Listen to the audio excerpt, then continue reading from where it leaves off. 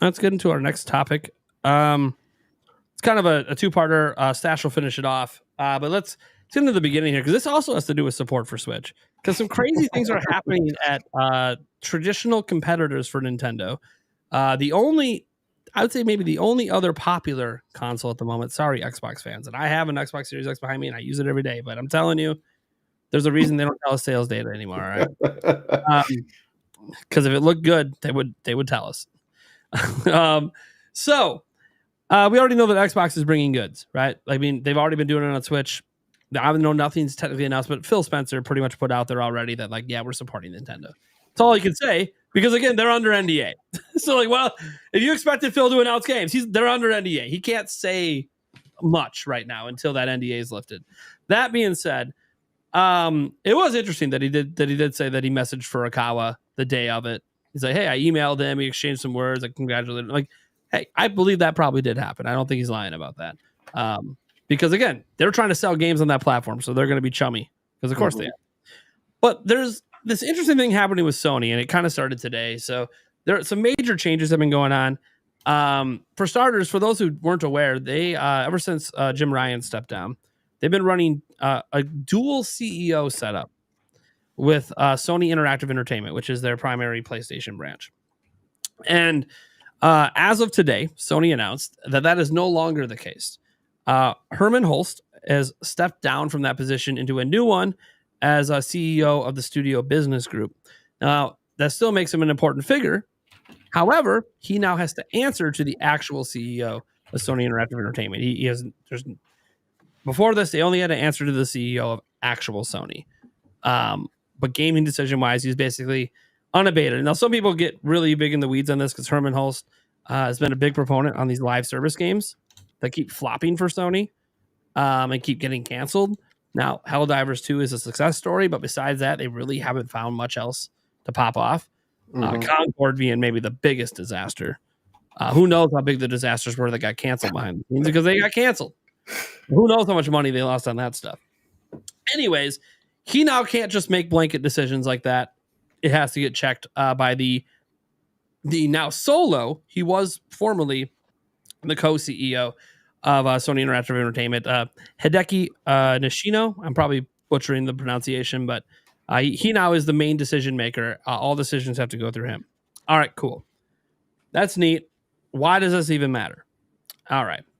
Well, Sony's overall, their actual CEO of the entire company, it's kind of funny. They have a lot of people in the company. If you actually go look at their employee list, I think they have like 17 CEO titles. It's hilarious. Like one of the few companies I know that has, you're the CEO of this. No, you can't be like the chief operating officer. No, you're the CEO of, okay. All right, cool. Anyways, so Sony's overall CEO, Hiroki Totoki, love that name, by the way. That's a nice name. That's a fun name to say. Said this about their strategy in February of 2024. Said, in the past, we wanted to popularize console and first-party titles. Main purpose was to make the console popular. It is true, there is a synergy to it. So if you have a strong first-party content, not only with our console, but with other platforms like computers, first-party can be grown with multi-platforms that can help operating profits to improve. So that is another one we want to proactively work on. I personally think there are opportunities out there for improvement of margins. So I would like to go aggressive in improving our margin performance. Now, the big thing coming off that quote is if you looked at Sony's financials, their margins on all their first-party games were really bad. They barely got ahead of even with Spider-Man 2. Like their margins have been horrendous for a long time. Like they're making their money back, and that's considered good. And that's not what a for-profit company wants. They want to actually make money. And so the Sony CEO was saying this back in February because that's when it was coming out that Spider-Man 2 didn't give them the profits they wanted. That, hey, we got to shift. We got to change strategy. We got to consider this multi-platform stuff. And they have. Now, we all know MLB The Show was forced to go multi-platform due to the MLB. To re-up the contract, MLB said, hey, you can't just be on your system. Like, you gotta bring show to everything. All right, cool. I'm not really going to count that because they were kind of strong-armed into it. However, what did they announce after February last year? Oh, Lego Horizon. coming to everything, including Switch. Now, you can go with the Lego game. It's a crossover. Well, not Xbox. Well, not Xbox. Switch. Yeah. No, at this point, no one wants to release games on Xbox, I think. Sorry, Sony. Or sorry, Sony. Xbox. Sorry, Xbox. Sorry, Microsoft. But no, they announced it coming to Switch. And that's a big deal because that means they view Switch and Nintendo as a platform that they can sell their games on. And it is a Sony IP, and they did publish the game. So it was solely Sony's decision to bring it over. It wasn't some Lego trying to strong arm them. Now, Lego might have made a pitch that they should put it there because they could say, hey, look how well our Lego games sell on Nintendo. But it doesn't matter. Sony chose to publish their IP on a Nintendo platform. And how this always works is it always starts with one. It always starts with one. Same with Microsoft. What was the first one we got from them? Was it, besides Minecraft, that was everywhere before they bought it, but Cuphead. Ori? Was it Cuphead or Ori? One of those. Mm-hmm. Yeah, then Ori. Yeah, those were like the first two. It always starts with one. And you might go, well, why not more? Well, because Switch probably can't handle a lot of their games. But Switch 2 is a different story, right? So they started with a game that it could handle in that Lego game. So that's the thing. The CEO of Sony's already came out publicly and said, multi-platform is where we think we can increase our margins. Okay, well, there's only one other platform besides PC that you're on that would even be viable for sales. And that's Nintendo. Look, 146 million Switches out there. You probably think Nintendo Switch 2 is at least going to sell half of that.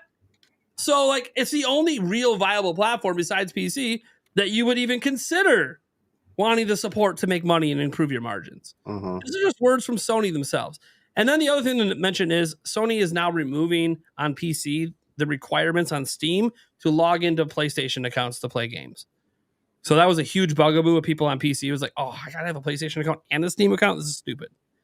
And Sony is now removing that requirement on their major titles they've released. So that also shows that they're no longer interested in having to force people into the PlayStation ecosystem to play their games. So my question then is, do we think Sony is actually going to go forward with a multi-platform strategy to bring their games to Switch 2? Anyone want to go first? I mean, I guess I'll go ahead. Probably should have Dash go back. Dash is going to transition into the second part of this. All right. Yeah, what's up, Sandstorm? What are you thinking? Absolutely. Do I think they're day one? No. Do I think they're year one? Probably not. Maybe within the first few years, you might see something drop over there. Look, to be honest with you, Sony put themselves in a hole. They totally did this to themselves. And just it's funny because I think that they've worked up into this point, and now that they're at this point, they're like, well, what do we do? Like we can't find a way to get enough people to buy our system, and the games that we're trying to make are costing too much. Like we really don't have a way out.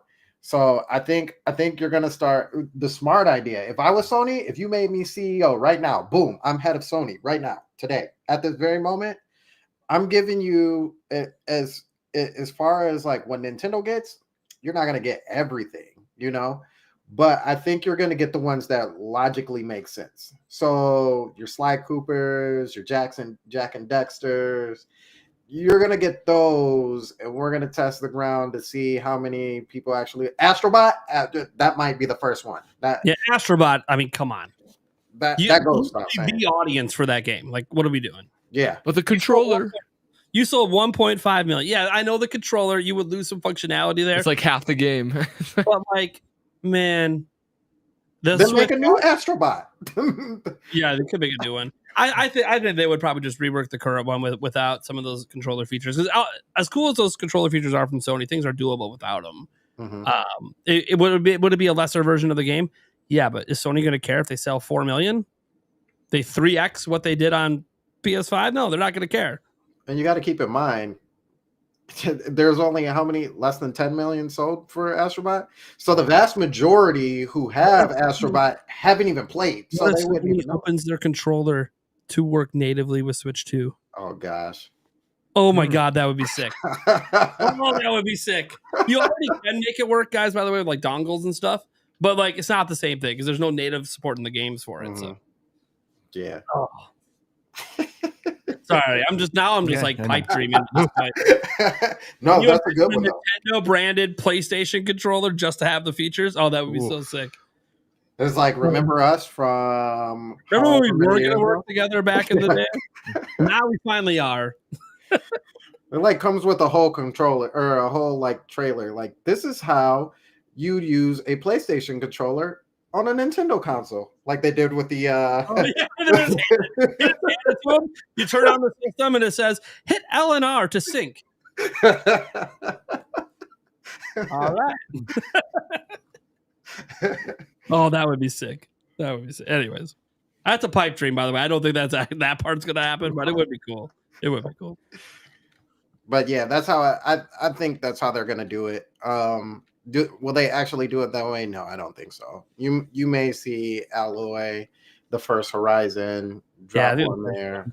Yeah. I think there's an audience for that on Nintendo too. Yeah. God of War may be like one of the last ones that you see, along with Ghost. Sure. Yeah. Tsushima. Yeah. But other than that, so many of their PS5 games are also PS4 games. Yeah. Like you can bring over like the whole library. Mm-hmm. You can even, I mean, they don't even have to bring out their like today stuff. You know what I mean? Like you can bring out Twisted Metal and call it good, you know? Yeah. Like, and that's the thing. Like, even as they bring out like new games out, they have like even if like fans just want PS5 games, they can bring out all the ones they've already previously released. It has nothing to do with their new ones because the sales are done. Like one thing Sony and look, I think the whole industry sort of dug this grave. As mad as people get that Nintendo doesn't reduce the price of their games, I think that's a huge component to their games staying evergreen. It keeps the perception that it's value, that this is a high value game worth the money. Yep. And I think that's helped maintain evergreen status. As much as we hate it, hey, all these other companies, we now have decades of proof of what happens when you reduce price of games. Yeah, it increases a little bump in sales. Majority of your sales still happen in the first month. And I can't name a single Nintendo game outside of like Metroid Dread where like a majority of game sales were in the first month. No, they just kept selling. They just kept going. And so I don't remember who started sinking those prices, but Sony I know participates in that and chopping their prices. And it's like, yeah, they might not care. Like, oh, you guys might go like, well, they'd never bring Forbidden West over. Maybe they would because no one's buying it anymore. They can't sell any more copies of it. So they got to bring it to a new audience if they want to sell copies. So like that's the thing I got out of what Sony CEO was talking about. He's like, hey man, we're not making like hardly anything on these games. Why are we not putting them where people want to play them? Yeah. Which is ironically Phil Spencer's strategy at the moment. Right. Like, hey, if we don't sell enough of our own system to sell enough copies, so why don't we just put our shit out of everything else? I mean, yeah. It's not a good idea until Sony does it, though. Yeah, I know, right? That's what it always is. Sony like, oh yeah, well, we did it better. Dude, we're getting Master Chief. I don't even fucking talk. Anyways, did it better, huh? Dude, I got the last two Dooms. What are you? We're getting the next one. What are we talking about? Okay, all right, cool. You can think what you want. I would be sick if Fable gets announced for Switch 2. I will say that. I will be very pleased, assuming they don't mess Fable up. It's a lot of faith they don't mess that up. That IP's been through some stuff, but we'll see. We haven't really seen much of the game, so it's hard to know. All right, Eric, do you think Sony's bringing stuff over? Yeah, I think they'll slowly start trickling their stuff in. I don't know, like Sandstorm said, I don't necessarily think it'll be day one. I mean, there'll probably be certain games, not their major ones, but I'm kind of leaning towards once they kind of start, they'll bring them all out, Sony first, and then as the sales kind of start to dip off, then they'll kind of transfer them over to the other, open up for like the other ones. Some of the Microsoft strategy, like they released Indiana Jones first, and then a few months later it's going to PS5. Yeah, I think it's going to be once the sales kind of dip off, then they'll open it up for the other consoles to kind of go for that. Get your initial sales to make sure that and it's the best version of the game on PlayStation 5 Pro, and then once those take a dip, then you can open it up get some more sales in, kind of keep it going a little bit more. And I think it'd be a decent strategy. So, Yeah. I mean, look, their CEO said it. They want money. Like the games business most of their money's coming from another company. We're gonna get to that later. So like, it's kind of wild right now. Andrew, what are you thinking?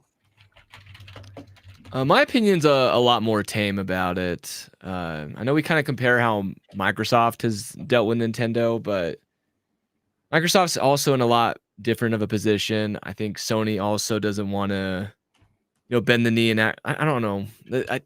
There's still, the strongest competition between Nintendo and Sony as when it comes to video game platforms, and even with Microsoft in a much worse position when Cuphead and Ori and the Blind Forest came out, and we got the 4 games, or not the 4 games, but Yeah. some of the games that were at the "Don't worry, Xbox ain't going away" interview thing. Like, I did not feel the floodgates open. Like, that was years ago, and I feel like Microsoft is the company that, if any, would let the floodgates open. And I think they will open with Switch 2, but it took years after that, and I think. And the only kind of data point I feel like we have on what kind of games, at least day and date release, that Sony will release with Nintendo Switch 2 are some of the factors. I think Lego Horizon Adventures, just the Lego Horizon game. Yeah. It kind of was. No one really thought about it when it came out. It just came out and went. I think they knew that it wasn't going to be some big splash. Sure. Kind of a more niche Lego title. It's a game that they just needed the sales, and also it's not a system seller. I don't think anyone bought a PS5 for Lego Horizons. So I think it's going to be those kinds of games, and it's going to be far and few between. It's not going to be, oh man, we're going to start seeing 4 a year. I think that's really high if we see 4 a year. I think it's 1 a year if we're lucky. And I'm talking date and date release of brand new games.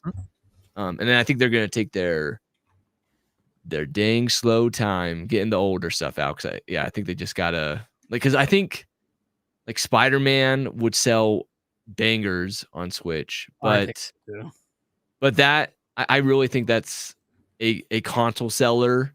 I think what they're more concerned about with that, and I really want to stress that I think this, because I'm not the biggest PlayStation expert as much as I am with Nintendo, but I really think they just looking at what I've seen when they've released their sales reports is I bet they're just trying to get budget down. If they just got that down, that they probably wouldn't even we probably wouldn't be having this conversation if they had their budgets down. I think for Spider-Man 1 remaster for the PlayStation 5, I think it sounds ridiculous. I want to double check, but I'm pretty sure it was $400 million. That's for a remaster. That's crazy. That's more than any movie before marketing budget. And now I know production budget. I know some of that money is for licensing. I do know there's a huge licensing fee, but still, it's ridiculous. Yeah, so that's where I really think they're gonna try to really get the profits. And sometimes the new CEO does. I don't, there's so much on the inside we don't see. But as far as the games go, I'm just trying to say, tame your expectations. It's gonna be a slow drip, and I think that's pretty safe to say. But I think we will see stuff, but just don't get too excited what it's all gonna be.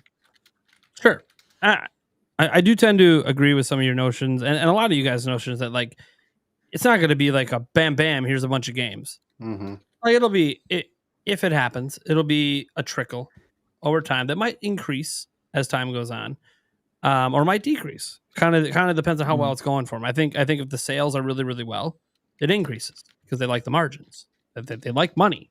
They want to make money. And it's kind of funny because during that FTC case with Microsoft, Jim Ryan said that Nintendo is not a competitor in the relevant market. I get that too. By the way, it's just a bunch of fluff because they're pissed. They didn't like Call of Duty. They were just pissed. Yeah, so I guess that's true too. I do think it's also true that I think Sony and Nintendo's biggest competitors are not each other. They're streaming services. They're individual games like Fortnite. Like, how can we get them to play something else other than Fortnite? Like, so Sure. yeah. Or as Sony goes, we want to make the next Fortnite. Yeah, that too. That's what they've been trying. That's what they've been trying and failing to do. Is make the next game that everyone plays. But to be that, as people, a lot of people know, to be that kind of game, you got to be free to play and you got to be everywhere. Mm-hmm. I mean, Microsoft actually just said that recently. Phil Spencer on one of the interviews he was doing over the last week, like he brought up like, hey, everyone wants to be that game, and there's a very clear path to be that, and we're not doing it. No one, these big companies aren't doing it. You got to be free to play and you got to be everywhere. Mm-hmm. Yeah, it's got to be a good game, obviously, but they're charging $60-$70 and then charging for DLC and then slow trickling into a bunch of platforms. That doesn't work. You want to be Minecraft, you want to be Roblox, you want to be Fortnite. There's a clear path that these, heck, you want to be Among Us. Like, there's a clear path to be that, and you're just, these big companies don't know how to do that. It's because they don't know how to not spend $200+ million on a fucking video game. Yeah.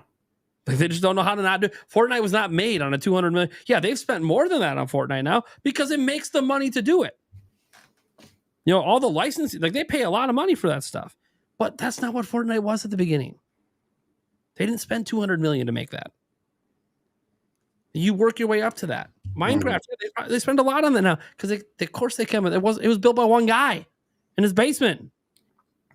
Like, you know, these big companies, they just don't know how to operate in the way to do that, and that's why we see a lot of these up and coming indie studios, and other things like blow up because, yeah, not Epic Games, by the way, is not an indie studio, but yeah,